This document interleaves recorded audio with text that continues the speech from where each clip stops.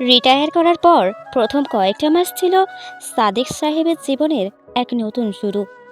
বহু বছর পর ঘড়ির কাঁটার তাড়াহুড়ো নেই, অফিসের বোঝা নেই, না আছে ক্লান্ত বিকেলের যানজট। সকালবেলায় উঠে হাঁটতে যেতেন পাশের পার্কে, ধীরে পা ফেলে ভোরের কুয়াশায় মিশে যেতেন তারাও যারা জীবনের শেষ প্রান্তে পৌঁছেছেন। ফিরেই এক কাপ গরম চা, বারান্দার প্রিয় চেয়ারে বসে চুপচাপ দেখতেন মানুষজনের আসা যাওয়া। রিটায়ার করার পর প্রথম কয়েকটা মাস ভালোই কেটেছিল সাদেক সাহেবের। বাসায় একটু সজীবতা, ছেলেমেয়েরা আসতো, নাতি নাতনিরা হাসতো, কাঁদতো। সকালবেলায় বারান্দায় বসে চা খাওয়া, পাখির ডাক শুনে ঘুম ভাঙা, পুরনো বন্ধুদের সঙ্গে পার্কে দেখা, সব যেন এক স্বপ্নের মতো ছিল। কিন্তু সময় বদলালো। ছেলে চাকরির চাপে বাসায় কম ফিরতে লাগলো, মেয়েটা বিদেশে চলে গেল, আর নাতনিদেরও পড়ালেখা নিয়ে ব্যস্ততা বেড়ে গেল। এখন দুপুর হলে সাদেক সাহেব চুপচাপ খেয়ে শুয়ে পড়েন। বারান্দার চেয়ারটা ধুলোয় ভরে থাকে, ফোন বাজে না, কেউ দরজায় কড়া নাড়ে না, কেউ আর বলে না, বাবা অফিসে তুমি যেসব কঠিন মিশন শেষ করতে, সেগুলো কিভাবে করতে। একদিন আয়নায় তাকিয়ে নিজের চোখে খুঁজলেন সেই মানুষটিকে, যিনি একসময় সংসারের ভিত ছিলেন, যিনি ছিলেন সংসারের মেরুদণ্ড। আর যেন তিনি একটা পুরানো আসবাব, যেটা না থাকলেও কারো কিছু যায় আসে না, এখন শুধু প্রাচীন এক ছায়া। নিজের মনেই বললেন, তুমি বৃদ্ধ হলে বুঝবে তুমি কতটা মূল্যহীন। মানুষ কত দ্রুত মূল্যহীন হয়ে যায়, আর সেই কথা কেউ শোনেনি। রিটায়ার করার পর প্রথম কয়েকটা মাস সাদেক সাহেবের দিন ভালোই কাটছিল। ছেলে মেয়ে নাতি নাতনিদের আগলানো ছিল নিয়মিত। সাদেক সাহেব নিজেই রান্নাঘরে ঢুকে পছন্দের রেসিপি বানাতেন। নাতি জিহাদের প্রিয় ছিল তার হাতের পেঁয়াজু, আর নাতনির তিথির জন্য থাকতো দুধ চিরা। ঘরে হাসির আওয়াজে ভরে থাকতো প্রতিটি বিকেল। স্ত্রী সাদিয়া বেগম তখনও ছিলেন, তার সঙ্গে বিকেলে গল্প ছিল, ছোটখাটো ঝগড়া হচ্ছিল, কিন্তু সেই ছিল সঙ্গে, সেই ছিল জীবনের ভারসাম্য। সকালে হাঁটতে যেতেন, বাসার সামনে বারান্দায় বসে চা খেতেন, কখনো পুরানো খবরের কাগজ পড়তেন। ছেলেমেয়েরা তখনও প্রায় আসতো, নাতি নাতনিরা এসে ঘর বাড়ি মাথায় তুলে ফেলতো। কেউ বলতো, দাদু আজ একটা ভূতের গল্প বলো, তো কেউ বলতো, তোমার কিশোর বেলায় কি হতো। সাদেক সাহেব তখনও নিজের অস্তিত্ব খুঁজে পেতেন ওদের চোখের দীপ্তিতে। মনে হতো, হ্যাঁ, জীবনের এই পর্যায়েও তার দরকার আছে। তার মনে হতো অবসরের পরেও জীবনের একটা আলাদা পরিচিতি আছে। কিন্তু সময় তো কখনো এক জায়গায় থাকে না, সময় কি কখনো থেমে থাকে। তারপর হঠাৎ করেই সব বদলে যেতে লাগলো। সাদিয়া বেগম হঠাৎ এক সকালে না ফেরার দেশে চলে গেলেন। সেই শূন্যতা কোনো শব্দে ভরা ছিল না।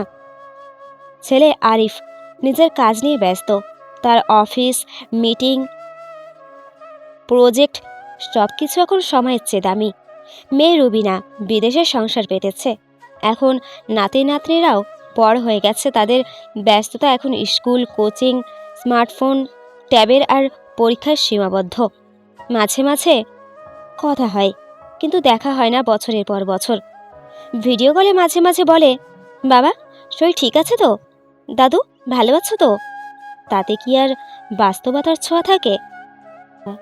সাদেক সাহেব এখন প্রতিদিন বারান্দায় একাই বসেন, পাশের চেয়ারটা খালি থাকে, যেখানে একসময় সাদিয়া বেগম বসতেন।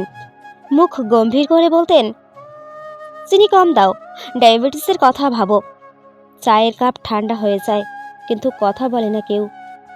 নাতি নাতনিদের কেউ আর বলে না, আজ দাদুর কাছে গল্প শুনবো, তাদের সময় নেই। সাদেক সাহেবের চারপাশটা নিস্তব্ধ হয়ে গেল। সাদেক সাহেবের দিন কাটে একঘেয়ে ছন্দে। সকালে ঘুম ভাঙে ভোরে, দিনগুলো যেন একভাবেই কাটে। সকালবেলায় ঘুম ভাঙে খুব ভোরে, অথচ ঘরে কেউ নেই জিজ্ঞাসা করার, বাবা চা খেয়েছো। ভাতটা বেড়ে দিই। দুপুরে একা খাওয়া, টিভির শব্দও যেন নিঃসঙ্গতার সাথী। বিকেলের বারান্দার চেয়ারটায় ধুলোয় ঢেকে গেছে, আর কেউ বসে না সেখানে গল্প শোনার জন্য। দুপুরে একা খাওয়া, সন্ধ্যায় নিস্তব্ধ ঘর। রাত গভীর হলে বিছানায় শুয়ে শুয়ে তিনি পুরানো দিনের কথা মনে করেন, যখন সংসারে তার ছায়া পড়ত প্রতিটি সিদ্ধান্তে, যখন টেবিলে খাবার না পড়লে কেউ খেত না, যখন তার কথায় উঠতো বসতো সবাই। ছোট্ট একটা সংসার, হাজার ব্যস্ততার মাঝেও সবার দরকার ছিল তার। এখন কেউ আর মতামত চায় না, পরামর্শ চায় না।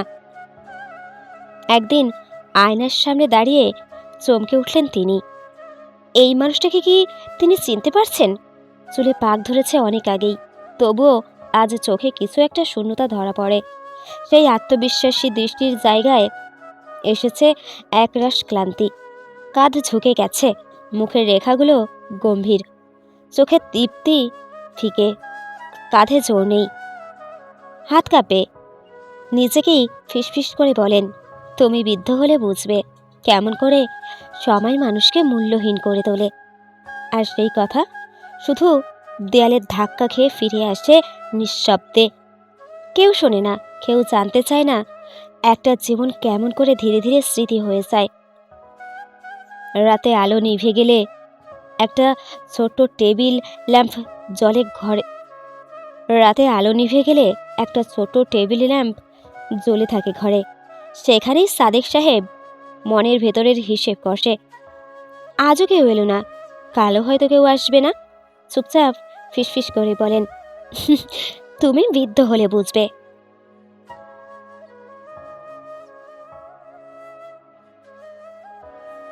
ভালোবাসা, যত্ন সবই এক এক সময়ে শর্তে বাধা থাকে। মানুষ কত তাড়াতাড়ি অপ্রয়োজনীয় হয়ে যায়, আর সেই কথা শুধু বাতাসে মিলিয়ে যায়। হয়তো একদিন নাতি নাতনি কিংবা পাশের ঘরের তরুণ শুনে ফেলবে, আর অবচেতনে একটু থমকে যাবে। এখন চারপাশে নীরবতা, শুধু দেয়ালগুলো আছে, পুরানো বইয়ের তাক, ধুলোমাখা চেয়ারটা, আর একটি দীর্ঘশ্বাস। তবু ভোর হয় প্রতিদিন, সূর্য ওঠে নতুন দিনের প্রস্তুতি, নতুন দিনের আচ্ছা, নতুন দিনের প্রতিশ্রুতি নিয়ে। হয়তো একদিন আবার কেউ আসবে, হয়তো কেউ গল্প শুনতে চাইবে, হয়তো বারান্দার চেয়ারটা আবার কারো ছায়ায় ভরে উঠবে। কিন্তু ততদিন পর্যন্ত সাদেক সাহেব একা নিঃশব্দে অপেক্ষায় থাকবে। তুমি বৃদ্ধ হলে বুঝবে তোমার চওড়া কাঁধে আর নেই আগের মতো জোর। চোখের দীপ্তি নিভে গেছে, হাতের তালু কাঁপে প্রতিদিন ভোর। যারা বলতো তুমি ছাড়া চলে না কিছুই, তাদের মুখে আজ থাকে না সেই সুর। তোমার উপস্থিতি শুধু এক পুরানো অভ্যাসের ধ্বংসস্তূপ, চুপচাপ নিঃসঙ্গ দূর। দুবেলা কেউ আর জিজ্ঞাসে বাবা, দুপুরবেলা আর কেউ জিজ্ঞাসে না খেয়েছো কিনা। রাত নামলে টেবিলে চা নেই, আলো নিভে যায়। তুমি শুধু বসে থাকো নিঃশব্দ ঘরে, মনে মনে কোনো কে আসবে আর কে আসবে না এই জীবনের হার। তুমি বৃদ্ধ হলে বুঝবে সময় কেমন করে মানুষকে একা করে দেয়। মূল্যবোধ, ভালোবাসা সবই শর্তে বাঁধা। যা ছিল তা আর থাকে না, সব রয়ে যায় স্মৃতির ঠাইয়ে, গোপনে এক খাঁখা পোস্রায়ে। তুমি বৃদ্ধ হলে বুঝবে মূল্যহীন হওয়া কাকে বলে। তবু তোমার গল্পগুলো বাতাসে উড়ে যাবে, হয়তো কোনোদিন কারো মনে একটুখানি আলো জেলে।